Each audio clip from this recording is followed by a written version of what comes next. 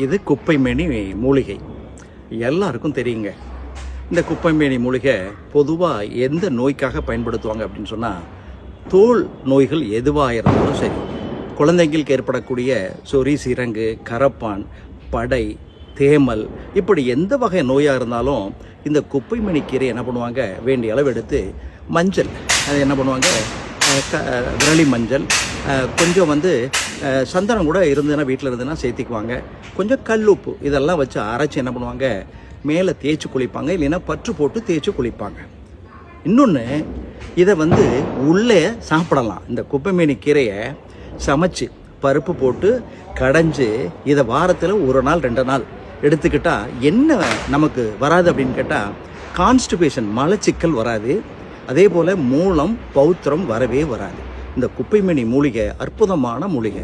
மூலம் பௌத்திரம் இருக்கிறவங்க, மலச்சிக்கல் இருக்கிறவங்க வாரத்தில் 1 நாள் 2 நாள் அல்லது 1 நாள் விட்டு 1 நாள் இந்த குப்பைமேனி கீரையை சமைச்சு சாப்பிட்டீங்கன்னு சொன்னால், நான் சொன்ன இந்த சிக்கல்லாம் எங்கே போச்சுன்னே தெரியாது.